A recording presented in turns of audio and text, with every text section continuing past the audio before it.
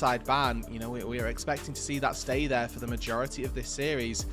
Maybe it's a case of giving it over and sort of testing the waters with a good counter pick in that jungle pick. Man, I'm so grateful that I got to cast some of the early Kiana games towards the end of the regular season at the beginning of playoffs, because once all the LPL teams realized how insanely busted her kit is and the insane state that she's in, no one is ever going to get a chance to play her again unless the teams want to take a Omega Gambit of Doom. But Top Esports eliminating not only a powerful support option in the Bard, they also take away the Ziggs, recognizing that Hope had a pretty damn good way of closing out their series against JDG with this champion. Yeah, I'm looking at Azir at the minute as a champ still largely left open, Rumble still left open as well. We've got a lot of those picks that, you know, we're thinking could be taken. Azir taken off the board, so Rumble's still the pick that I'm looking at for 369 here as the probable go-to, especially with Aurora taken off the board as well. It definitely would make sense that you take that into that top side. Instead, though, Top Esports toying with their choices. They've gone for the Orianna. This is the good matchup, right? Atelier is still open, but not favoured versus the Orianna necessarily. So a really good early pick for Creme, gives some good team fight possibilities, and sort of suggests that they're putting a little bit more agency back into Jackie's hands. I also just like this preemptively setting up what could be a Nocturne for Kanavi, and it gives you a situational but still strong jungle pick that you can snowball the game with, get a lot of advantage in being able to set the pace of the game for yourself. But Shanks is starting to throw down the gauntlet. He's tired of the Annie jail and the Galio jail. He's putting on the carry pants with the Akali lock-in. Yeah, you notice game number 2's draft, we saw a blue 3 ban on Akali and then followed by an R3 ban of the Orianna. So they sort of knew that this was going to be the expected counter pick from Shanks here. So they will have known that this Akali's coming through. Cassante gets taken blind for Flandre. I'm looking at things like Xayah Rakan actually in this game for Top Esports. I think that's just a really solid staple duo that they could look to go for. In terms of answers down on that bot side to the Rakan, right, it's things like the Nautilus maybe, the pick that we would expect to see come through as a response. But this just fits nicely for Top Esports into what is already a very good teamfight composition with an Orianna. You take a stable bot lane duo. It's a trio that we've seen run a good few times, so Xayah Rakan taken for top makes a lot of sense. I'm almost curious if Tarzan feels pressure to try and look for an early jungle pick here, because I imagine that is going to be one of the pools that Top Esports tries to diminish going further. And yep, he felt the constraint hovering the Zed. Bad. That is a very... I do agree with you, Rood. Into Xayah, into Rakan, you are going to have your work cut out with you, but I think the idea is going to be, if they can get a diving support from Kael as well, you can try and overload the safety measures that Top Esports have with their backline. Yeah, I guess if we go double assassins, maybe we've got the opportunity to take out both of the backline carries and you sort of distribute duties almost. Like, I do think that Akali into Xayah is a pretty okay matchup because there's only so much that Xayah can do versus an Akali. Versus Zed, though, Zed really hates playing versus Xayah because you can just time your ulti well, you can completely immune the death mark.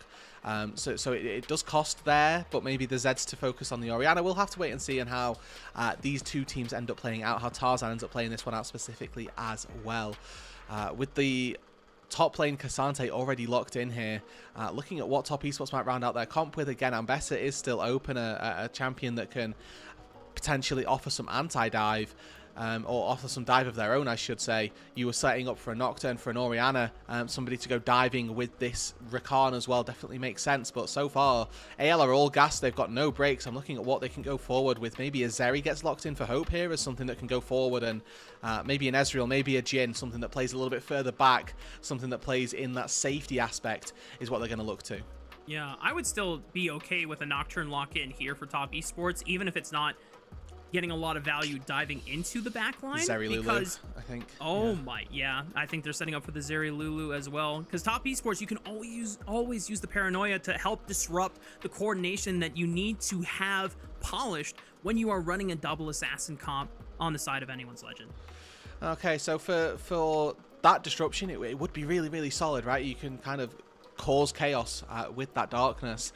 I don't mind this as a hover for top esports, and 369 taking it for himself gives a really good laning phase. It's going to be something that actually for the first time we might expect to see 369 have an okay early game in this series where he can actually handle Flandre, maybe put him a little bit in the dirt. Where does Kanavi go though? He sees the Zed. Is he going to go even spicier, sort of dice with death as it were? Or is he going to go for something that is a little bit more geared toward that team fight? We've highlighted the power that the Nocturne would have here, but I think without seeing the AD carry, it makes a lot of sense to hold that. It's the Lee Sin that comes in, so some confirmed point and click CC means that the Zed or the Akali are going to struggle to get in and get out.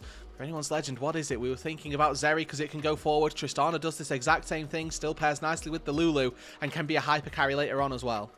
You know, I was very attached to just committing to the Nocturne Orianna combo, but I think recognizing that even with the spell shield on, you're most likely making a solo dive mission into whatever Hope is picking for himself, paired along with this Lulu, so you have to get through, God, how many summoner spells that Hope has, plus a polymorph from Kael, maybe an exhaust on top of it as well. He just says, you know what?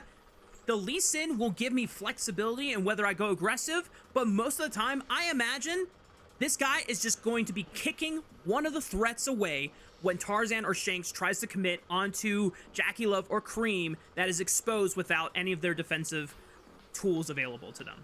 Yeah, exactly. This should be a defensive Lee Sin game where you are just kicking people away. However, there is the opportunity, whereas we make it into the hyper late game and Hope becomes the most important part of this AL composition, that we start to see the kickbot become the crucial part of, can we kick Hope into us? Can we, you know, find this Jinx who is going to be immobile and try and force her out? Yes, there's going to be a Lulu there to try and get through. And I think that Lee Sin playing into Lulu, you hate your life, right? Like, you've played Lee Sin so much that trying to play into Lulu, you take the Q, you get polymorphed, and then you're just sat there like a cupcake not being able to do anything. So I do think this Lee Sin is a big gambit, and if it's trying to take out Hope later on, it's going to struggle. And that's where my attention turns as we move later on into this game. It is to that bot lane once again. I think when you pick a Lee Sin, you have access to one of the most flexible and creative champions ever to be used in the history of this game. But it's up to you to execute when needed most. Here we go, y'all. Game 3 between Top Esports and anyone's legend. 敌军还有30秒到达战场，加油！碾碎他们。 See, guys, look, the crowd mic is working again. That's crazy. The crowd are going crazy. Well done. Woo! They made it work. Nice. That's what we like to see. Couple things here. Tarzan getting scouted early by Creme and Kanavi. This jungle matchup. Zed still outpaces Lee Sin if it's just a race for farm.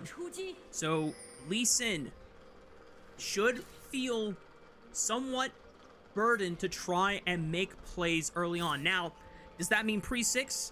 Not necessarily, because you don't have access to any CC before that kick, but Kanavi needs to be even more precise and expeditious when he is looking for certain timers, because if you ever give Zed the farm advantage or just the tempo advantage of being able to outpace you on the jungle clear, you fall so rapidly far behind. So I'm really putting a lot of this first 10-15 minutes and how the game swings based on the choices that Kanavi decides to make.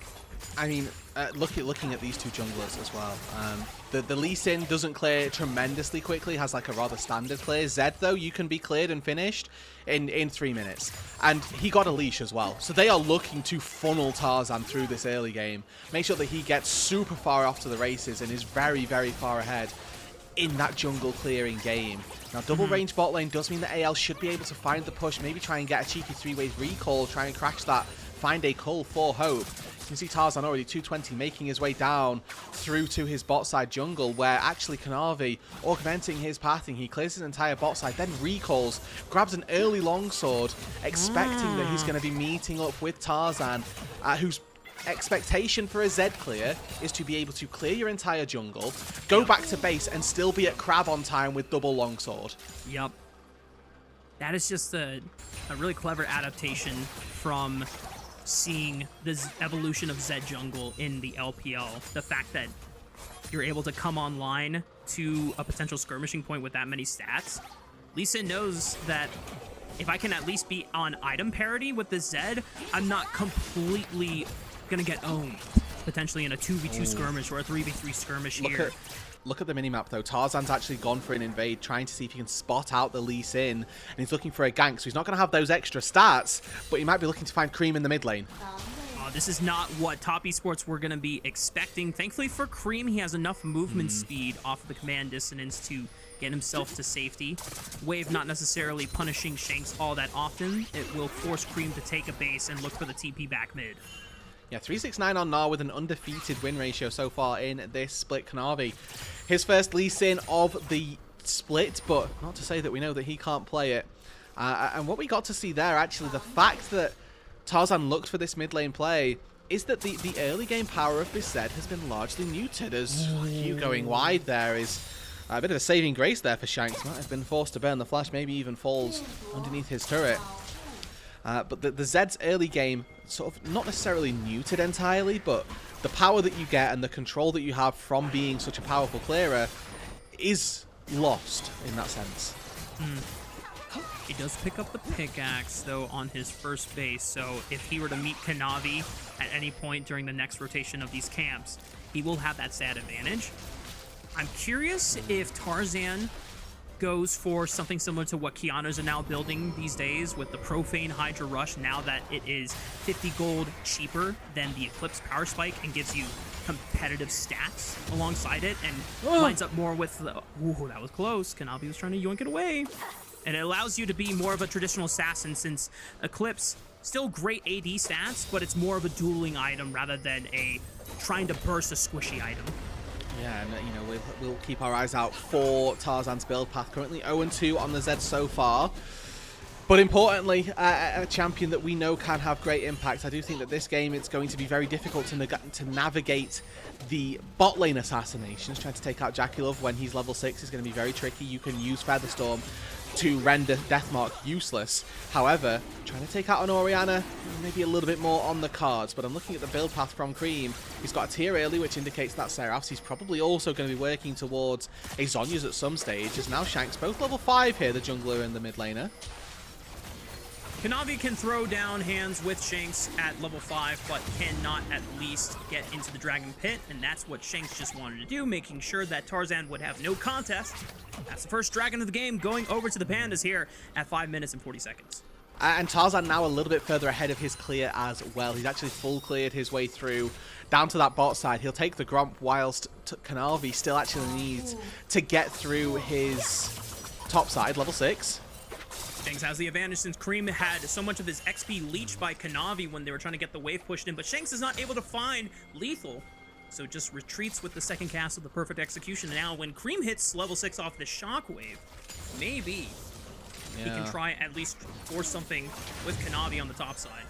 So Ward quickly spotted Kanavi there. Not sure if Shanks spotted it, but you know he knows that he needs to play safe, because this Orianna level 6 power spike is certainly something to keep in mind.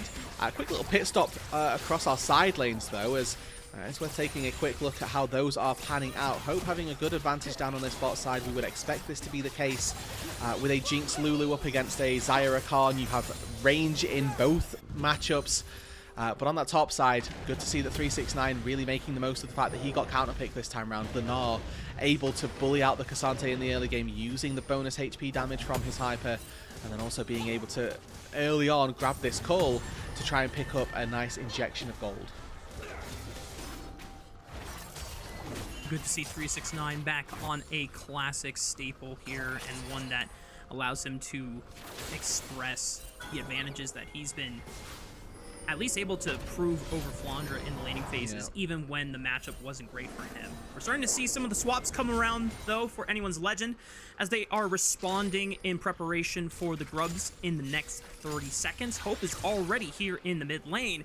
JackeyLove is actually sprinting back towards the bottom side of the map, so I'm curious if top esports are just going to completely cede control of Grubs here. Yeah, Shanks doesn't have teleport, so it is a case of putting your most powerful member on that side of the map. For AL, they think that having Hope there is going to be more important than having Shanks there. And we'll see whether or not the rotate up is as is deemed to be as appropriate as it is, as Hung takes a little bit of HP, but going to be absolutely fine. And now the Jinx Lulu duo in this mid lane going to be absolutely fine to try and whittle down these creeps nice and quickly. Worth mentioning as well that, there we go, Shanks has actually already made his way up. So this is free time for JackeyLove. This is similar to what we've seen from AL in, first of all, years gone by, but in this series as well. They will generate an advantage somewhere. So this bot lane has had a lead, and they are now sacrificing that and giving it up almost to try and make a play on the map. Shanks might be caught here by the grand entrance. Flashes away before the shockwave goes off. Kanavi continues with the resonating strike, gets polymorphed upon entry. Last grub being burned down by anyone's legend. Good flash there as Kanavi goes back in, realizes it's not at 900 HP, cannot spite it away. And it's all three grubs in the pockets of the pandas here. Flandre forced to flash away, and the rest of top esports, if they cannot find any CC here, as the good buffer from Flandre and the all-out brings him closer into the waiting arms of anyone's legend. Hong is forced to flash away. Nicely done by anyone's legend to get themselves away from the hands of top esports. Yeah, they get in and they get out. Hope has to flash here, surely, as we're looking at the feathers, not quite able to find him. 369 didn't commit his flash, and looks like AL able to get out to safety. Really surprised that we didn't see at least a flash burn there by the Jinx. Super Mega Death Rocket there in an attempt to try and trim the wave out, it looks like, but AL very happy with this position. Now with a Drake spawning in 90 seconds, it's a question of do they want to get back to try and contest for that, to try and find their second dragon of the game? Or are they just happy to seed? Are they happy to accept that, okay, we got what we wanted with those grubs, and that will do us for now? They're not going to be able to get pushed because they did come out on the slightly worse end of their HP trade. But Shanks actually, pretty much after that fight, booked it down to the bot lane so that he's got pushed down here and has actually established a semblance of priority. Dare I say this, Rude? That was the most disciplined, objective setup by anyone's legend, at least in the first 20 minutes of the game we've seen this series so far. Yeah, absolutely, right? They knew what they wanted, and they knew what they could get from it as well, and I think that they sort of jockeyed around the objective really well also, recognizing when the threats were in range, when they were actually under fire, they needed to position themselves appropriately. But as we move a little bit further forward, looking at their control around this bot side now, there's no real vision in that river, so I'd like to see them try and make a play in that top lane. We can see Creme, he's got flash, yes, he's got shockwave, but I think this early on into the matchup, would like to try and see the Orianna punished, unless AL are trying to make a play down to this bot side, which it honestly looks like they are. But they're having to commit so much effort to get down here. All 5 members, once again, either moving through the jungle or through this mid lane. And they do establish mid priority, so they're able to find that push in, and JackeyLove is going to be a little bit later. It is the Eclipse Rush for Tarzan, so that dueling power is going to give him the extra safety with the power of those shields, as well as the extra percentage max HP damage he can get anytime off of successful Living Shadow combos. Flandre trying to see if he can force his way through this Banana Brush entrance and give space for Tarzan to safely check the Dragon Pit. 4k HP Hong knocks him up with the Grand Entrance. Ignite goes down. Tarzan doesn't spring any big tools yet. 3k HP on the Dragon now. Kanavi just burning them down as fast as possible here on the Lee Sin. Flandre below 50% HP, gets vision, sees where the Dragon HP is at. Tarzan turns on to JackeyLove, tries to wait out the Blade Storm, or the Feather Storm I should say. Tarzan committing, forcing JackeyLove to flash away. 1k HP on the Dragon. Kanavi secures it, but now they have to deal with Tarzan emerging from the shadows. The Death Mark ignites, sends Kanavi back to the fountain, and the rest of top esports are in deep trouble as Tarzan finds another one alongside Hope. That's the feat of warfare going over to anyone's legend.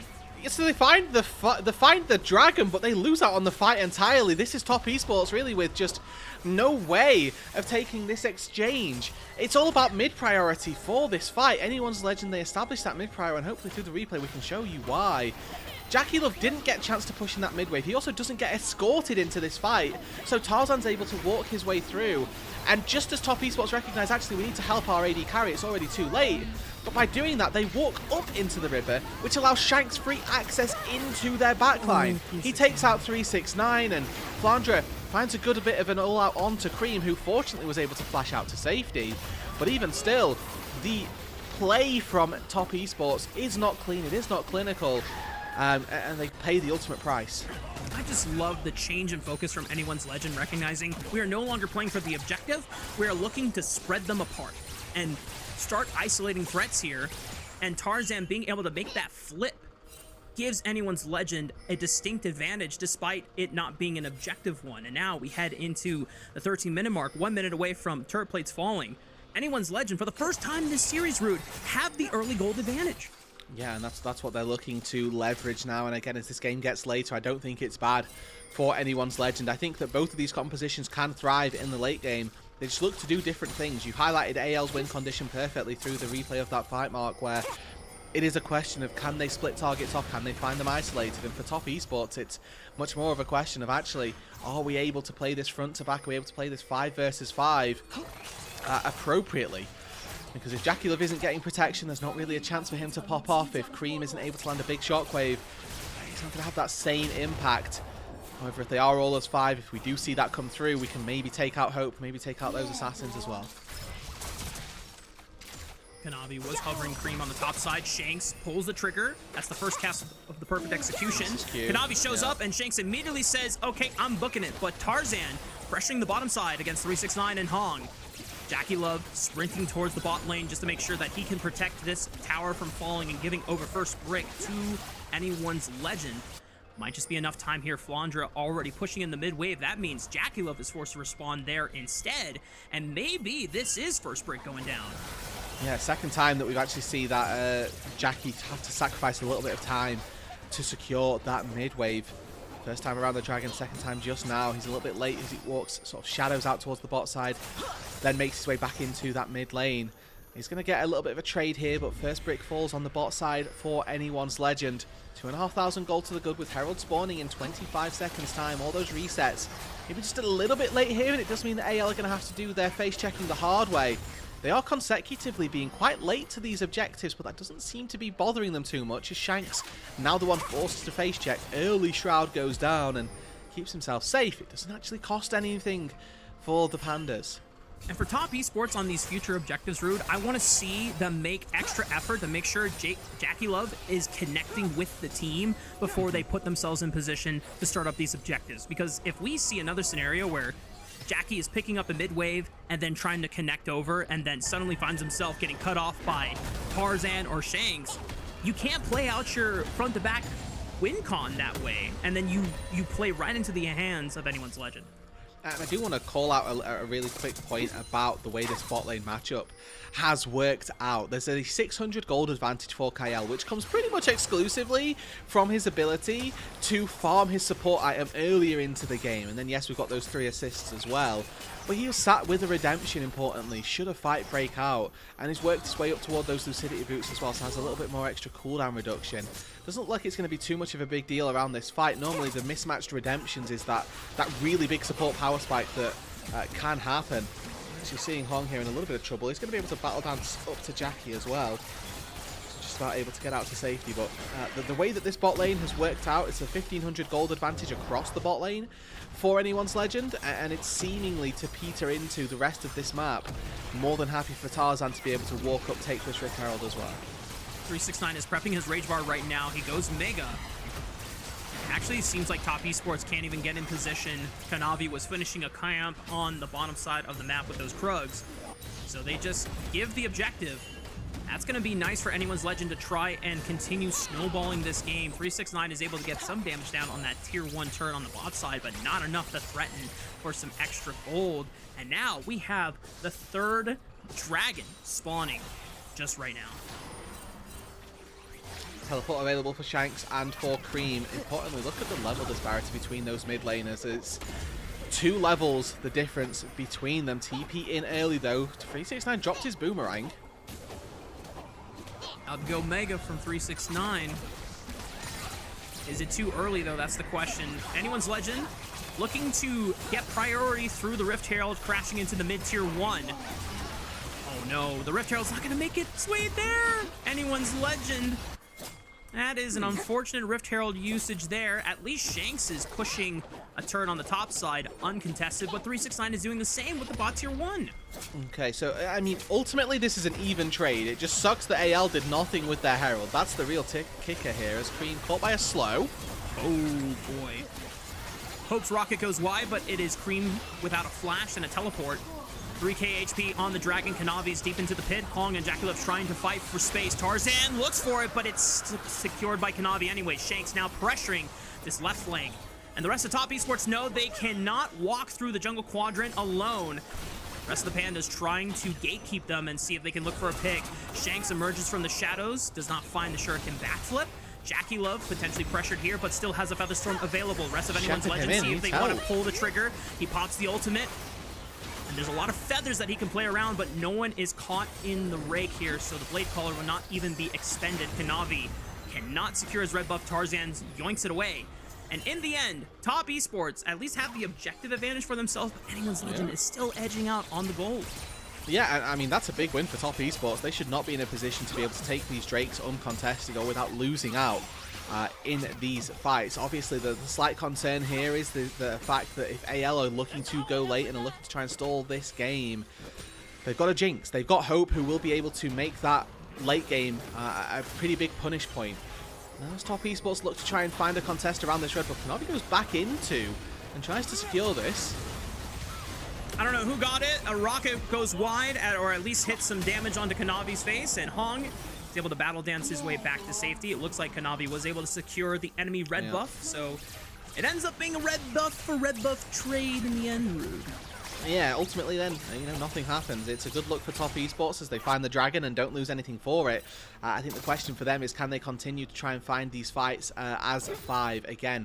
Like both of these compositions, as we get later, it's about which one of them can execute that little bit better on what their team wants to do. Can Top Esports find the big 5 versus 5? And can anyone's legend find a little bit of a pick, play a little bit tricksy, and use this Zed Akali duo to pick off a target who's a little bit too overextended? Looking at that side lane is a really tricky spot for Top Esports to be in because, you know, Zed and Akali pop out of a brush, you're probably going to fall. But that's where 369 is really looking to thrive. He's got this Trinity Force finish working his way with that phage up toward a second item. Probably has a very good winning matchup versus the Cassante for the good foreseeable future. But he can't really look to leverage that when there's a Zed, when there's an Akali who can just spring out of the shadows and take you out.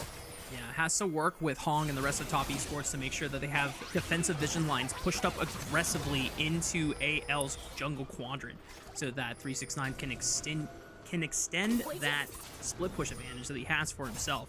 Because once he does have that black cleaver, I mean, Flandre is just going to get cooked every single time in the 1v1, assuming 369 plays it out well. Yeah, absolutely. You know, you just keep spacing, use your movement speed from the Hyper, and the fights are pretty darn straightforward. Second item picked up, though, for Hope. He's gone for the Phantom Dancer as opposed to the Runans. And I really like this in this game. Having that little bit of extra movement speed, the ability to sort of kite your way through as well, going to be very important. Odds of getting, you know, good value from the Rockets and the Runans always very high as a Jinx, but instead opting into having a little bit more safety in that. And with the magical footwear as well, he's working his way towards what looks to be that third item very, very quickly. Not even stopping at tier 2 boots, hence maybe the extra presence of a Phantom Dancer in the build. AL definitely feel advantageous if they want to force a fight here. They have big spikes versus their competition, which is why they're pulling the Otacon right now. Teleport coming in from Flandre on the other side. Hong gives vision over to Top Esports, so they know that this objective is burning down rapidly. 369 able to Shanks. come to Mega Form. Can he get in position to look for a flank? But Shanks is going to mark him. Hong with the flash and the grand entrance tries to set up Flandre, but he gets deleted by Hope. And now it's a 4v5. The rest of anyone's legends still have advantage on this Otacon. 4k HP. Kanavi, can he get in and be a hero? He lands the Sonic Wave onto the Otacon. He gets vision of it. 3k HP, it's being sold out. Shockwave blows up Flandre. Tarzan getting burned low. Kanavi goes for it, forces the death mark. He kicks away one, but the death mark pops the Lee Sin, and now Shanks finds his moment to look for the perfect execution. Flashes away. Tarzan secures the Otacon, and Hope this whole time has been ramping up and getting excited as Hope and Tarzan make short work of Top Esports in the pit. It's messy, it's scrappy in the Otacon, but it's AL that come out on top. That gold lead just barely enough to make the difference. And if that gold was even, I dare say that fight could have gone Top Esports' way, but it's just a little bit of a wallet diff there in the end, Mark. And it's Top Esports that pay the price. They lose out on the Otacon as Kanavi goes in. Yes, he kicks Hope away, but it's a really solid performance from Tarzan once again to keep himself safe using that death mark. JackeyLove getting caught by the early one, so he doesn't have the Featherstorm to be able to play this fight. But they commit everything to Flandre, who's the tank and has a Lulu in his back pocket. and Hong just goes immediately. A good redemption to stall this out, and as soon as the all-out wears off, Flandre actually realizes he's a bit too far forward. Shockwave just barely able to do enough damage and get him out to safety. And here, this looks good for Top Esports. The kick away keeps Hope out of danger, and he's not really able to contribute. But we're back to life, and there's another Drake spawned. It's going to be secured quite quickly and quite easily for anyone's legend. I mean, I'm surprised that Top Esports didn't win that previous fight. Is the takeaway from this? I think it's a telling sign of what is to come for the rest of this Game 3. Anyone's legend not only steal or at least secure the Otacon for themselves, they also deny the dragon stacking from Top Esports, what could have been themselves being put on soul point. Now it is even Drakes across both sides. 369 trying to threaten in mega form. The pressure is enough that Top Esports are able to get the first tier turret in the mid lane, but it only feels like a consolation prize compared to what has happened on the Rift in the past 3 minutes. Yeah, and 369 is actually putting on a massive performance in this game, despite the fact that his megas have been less than impactful. The pressure that he's generating across the map is very, very important, and actually a large proponent of the reason that Top Esports were even able to get that tier 1 turret at all. Now, as there's a really low HP tier 1 turret on that top side, if Top Esports are going to look to continue their turret-taking streak, I would like to see them try and walk up to that top side, and you can even see on the gold on the left-hand side there, 369, the second richest member in this game, only excelled by Hope, who on this Jinx, again, we need to highlight, is going to be a threat if they cannot get access to him, especially with a Lulu at his side, with the Ghost there as well. Now 3 items finished and that Infinity Edge being picked up. You know, the ways to kill the Jinx are getting fewer and fewer, and we're looking very heavily now towards Kanavi, and with no flash on that Lee Sin, killing a Jinx is going to be even harder. And when Top Esports' focus in the majority of these team fights have been disengaged and trying to peel for the Xayah instead of finding ways to threaten the Jinx in the backline, I don't know what else to tell you, Rude. This looks very, very game deciding now for anyone's legend. They're only 3,000 gold up, and there's still a chance for Top Esports to turn things around.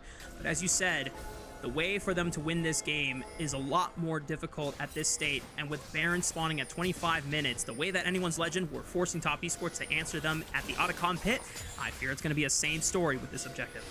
Yeah, I think it's a game now of those big clutch players. For Top Esports, it's been JackeyLove, it's been Kanavi, and for Jackie, you know, he comes into this series as the regular season MVP. He is the person who so far has carried Top Esports through the majority of their games, but in terms of his performance in this series specifically, has gone a little bit under the radar in the first 2 games. Now, though, on this Xayah, he's got 2 items finished. He's got that ability to be a hyper carry. He needs to step up. Kanavi as well.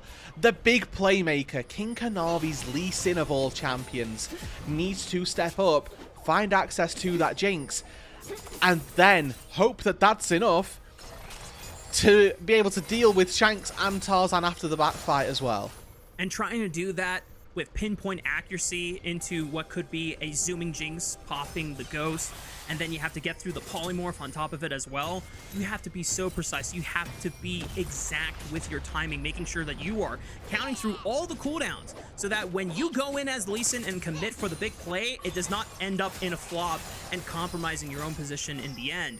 Top Esports still taking their time, though, with the game state, as anyone's legend has yet to push the pace of the game. They have not gone for an immediate Baron start here. They're taking their time. It looks like they're just trying to work their way towards 3rd item spikes. Tarzan might be going for a GA, if not a death stance, just to make sure that his life is harder to threaten from the side of Top Esports. I mean, I think the problem here for anyone's legend is they're realizing that their ways to make things happen are quite neutered, right? They've got a Lulu support, they have double assassin in mid jungle, and their top laner isn't exactly an engaged threat either. The way that AL are looking to play these fights out is just sort of walk in and body check almost. When your Cassante's down 2.6k gold, that becomes even more difficult. That's not an easy task. And whereas Top Esports are still down on gold, Hong okay, just fancy the 1v1 versus the Baron. Where they've got Hong who can find an engage, Kanavi who can look for a fight, and the fact that AL are ahead of this, you know, in this gold game, they're not making the most of that. I mean, in this draft, it was a difficult choice to make when a lot of the standard jungle options we've seen have already been used in prior games of the series or were banned going into that second round of the draft. Kanavi leaning on an old reliable comfort pick. He's got a major win rate on this champion, but now he's going to have to make some magic because this is such a difficult scenario to try and pull a win with this champion. I do not envy him. As someone that enjoys playing Lee Sin in a variety of situations and just trusting in their own ability to figure things out, Kanavi really has his work cut out for him as, once again, Top Esports cannot challenge for the Dragon. That is anyone's legend now on Soul Point.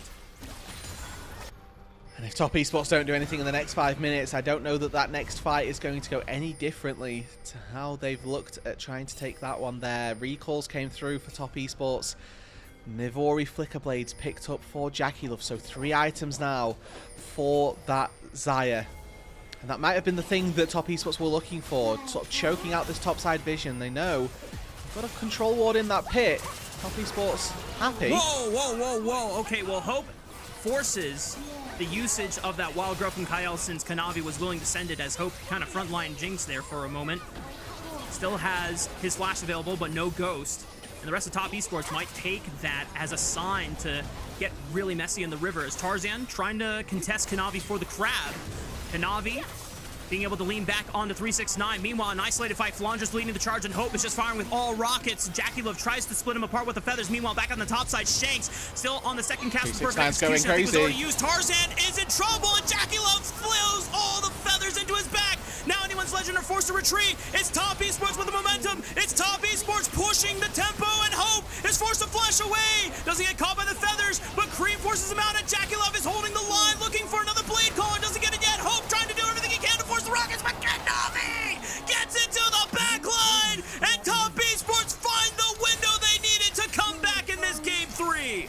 And 30 minutes into this game, Mark, it's Top Esports that take a clean ace, a 5-4-0 that is going to net them the Baron and a route right back into this game. The question for Top Esports was always, can they find this 5 versus 5? And even in this fight, the answer was no. But a massive 2v2 on the top side between 369 and Kanavi nets them the advantage. The double assassin duo for AL wasn't able to get it done.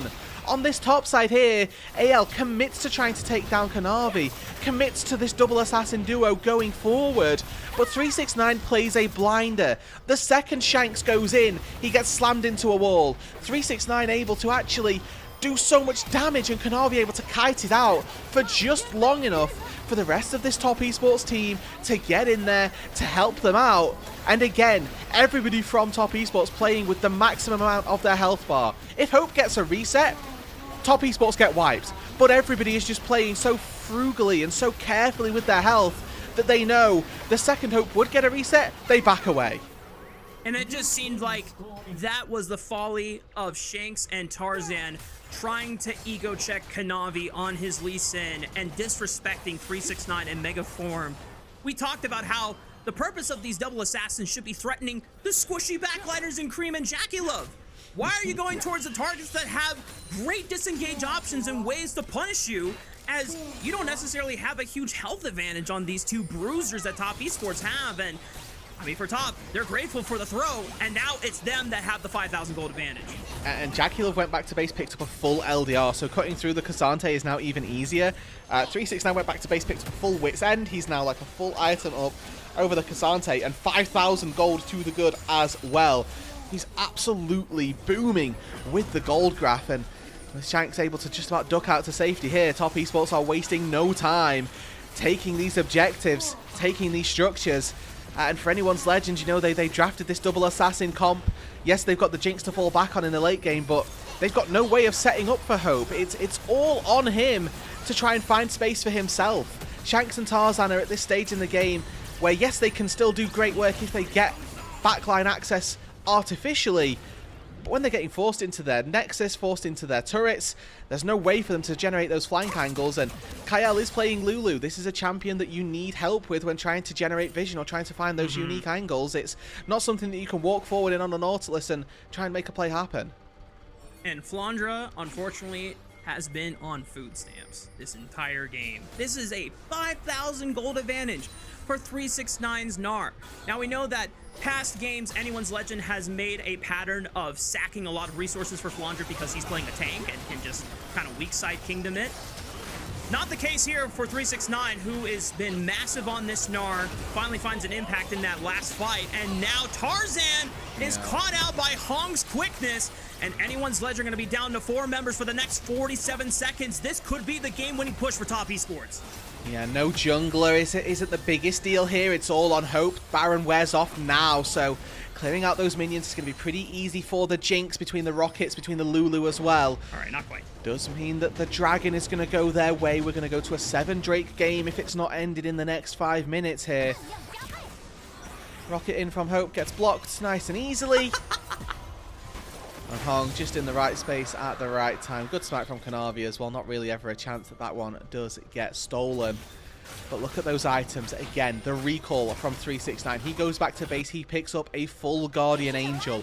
It is the single best item for dealing with a Jinx because GA doesn't count towards proccing her Get Excited. So 369 can actually now play with his entire health bar, die, respawn, and then play with a little bit more. Kanavi with the BF sword in the inventory. He's playing for a GA as well. We've got Locket, we've got Redemption. Making sure that this Jinx can't get a kill is of the utmost priority for top esports, and they're doing everything in those items to make sure that it works. And almost 10 minutes ago, Anyone's Legend, when they had the gold advantage, was able to play around those. But now that they have chucked it and top esports have reaped the rewards of it, are now in a position where it is Anyone's Legend once again forced to make the aggressive play, but potentially to their own demise, because they are not going to have enough tools to reliably make the execution to make that reset happen. It would have to come from a massive throw or a massive pick where Anyone's Legend is able to isolate a carry away from the rest of the squad. And when the map is so small for Anyone's Legend, finding those unique angles is so much more difficult.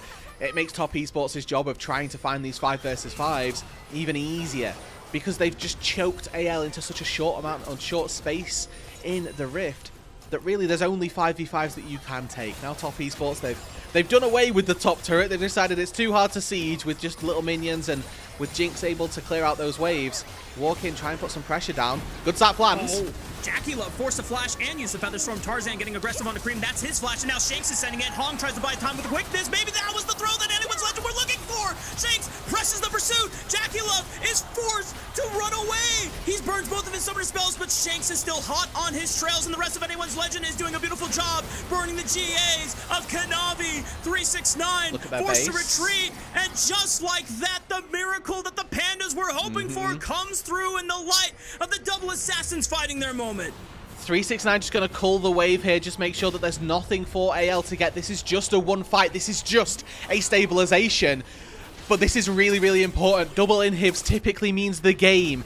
Normally, it's really easy to just push through the lane that doesn't have an inhibitor down. You let the super minions do the work on one side, and that's all that you're after. 369 trying to play tricksy here, trying to buy time for his team to respawn. Hong is back. JackeyLove back out on the map. Baron spawns in 2 seconds. Kanavi dead for another 20. AL need to burn this and get out in time. Teleport comes in from Flandre to try and be there. TP in from Creme as well. Top esports are giving a fight. Look at the minion wave pushing into the Nexus. If this goes sour for Anyone's Legend, this is top esports' game to win and match point for themselves. Get in, get out. For Anyone's Legend, can they get out? There's fighting! Pouring into the base, but wait a minute, Anyone's Legend, they're trying to turn the fight. The shockwave clips them back, and JackeyLove has enough space, and 369 has the big flank, looking for the ulti, but he times out. Boom goes back into mini form. Tarzan sends it. It's only on the Flandre. Shanks, just get the hell out of there. Your whole team is dying. Top esports, they lose the bear, but I don't give a damn because they're winning the fight, and they're gonna walk towards into the base and push for match point. Game 3 is going to go to top esports. Shanks and Tarzan are going to have to perform a miracle to defend versus 4. 369 still has GA Creme, still full HP. Kanavi still full HP as well, and with super minions pouring into their base, that Nexus turret isn't respawning anytime soon. Shanks and Tarzan, what have you got? They can't kill the minion wave. They can't stop the push. Top esports, they're dropping 2 members, but it's not enough. Top esports advance to match point. And it's a throw for anyone's legend. The job there was get in and get out. The minions were pouring into their base. They didn't have the numbers to be able to take that fight convincingly. And in that final fight, actually, the shockwave from Creme was massive. Just stalling people, making sure they couldn't make their way in, making sure they didn't get that final reset, they couldn't get that attack for Hope. And he didn't get in there, didn't get the damage, didn't get to run through the fight like the Jinx was looking to. Access was granted because they went through the choke, gave an option to 369 to get in there. And for Top Esports, it's 2-1 now. They are the ones on match point. Her face was like my face when I saw the decision from anyone's legend after the Baron, instead of retreating, to try and turn for the fight instead. I was like, guys, you have a minion wave pushing into your base. If you take this flip and you lose, then the game is over. Maybe anyone's legend decided that there's no hope for them, even if they try and look for a retreat, that they would get stopped on the bases. Not everyone would make it through. I don't know, but I don't envy the position that they were put in. But then again, Rude, remember who was the team that threw their lead over to Top Esports at that point? Yeah, they certainly had an advantage in the start of this game. They were up 3,000 gold. I think they sort of ran into the pigeonholes of their composition and realized that around that 25-minute marker where, yeah, they found a Drake and put themselves to soul point. But if they were trying to push the pace of the game, they had no real way of doing that. They were up 3k gold. They did nothing with it. And ultimately, this double assassin comp wanted to fight and didn't quite make those fights work. The hands check almost from 369 once again proved to be enough. And now we find ourselves match point in advantage for Top Esports. One game away from being able to advance to the grand finals for a chance to get revenge against BLG after barely falling against them 3-2 in the upper final, where Cubby said it best on the desk. He thought that the better jungler did not win that day. Kanavi on this Lee Sin, we were both a little skeptical at, was he going to be able to find this moment? Well, he was able to receive the fights and play them out as best as he could have. And for Top Esports now, moving into a Game 4 scenario where a lot of the jungle pool has diminished. There's still some picks like the Xin Zhao, since it has yet to be picked. The Vi also available. I will say, Rude, when we have gotten to those scenarios, when we play the standard skirmishers, sometimes they are not always for the better. Sometimes it's the niche pocket picks that give the advantage over to the likes of Kanavi and Tarzan in the past. Yeah, I mean, 100% kill participation for Hong as well. Definitely worth calling out. But yeah, you're quite right that those junglers, those skirmish-esque picks can sometimes fall flat. And in these big crucial moments, it's good to see that Kanavi was able to kind of do what he needed to. I will say, I don't think this game was about the jungle. And I think once again, this game was about 369. He's the reason that they were able to turn this around. He was constantly generating pressure on the map. Constantly actually doing DPS. He had the most damage in this game for his team. JackeyLove was able to do a good amount, but it was really all on the fact that this guy in the top side is kind of dumpstering Flandre, and it's being felt very palpably through this series. This is the 369 that Top Esports fans were missing when they played their series against BLG, especially towards the second half. We don't know what happened in that Gragas game specifically, but 369 obviously took some time to reflect and really make sure to lock in for this lower finals, as we're going to reiterate the stakes again. Because of the championship point scenario, anyone's legend could automatically qualify going to Worlds just off of the strength of advancing to grand finals. Top Esports don't have that same luxury because they bowed out early from a upset by WE back in Split 2 playoffs. So Top Esports are in the position where they not only have to win this series, but then they also have to beat BLG in the grand finals to auto-qualify as one of the first 2 seeds for LPL going into the World Championship. If they go through that entire journey and neither of those conditions are met, then they have to go to the regional gauntlet and they have to play for their lives there, either as the 3rd or the 4th seed.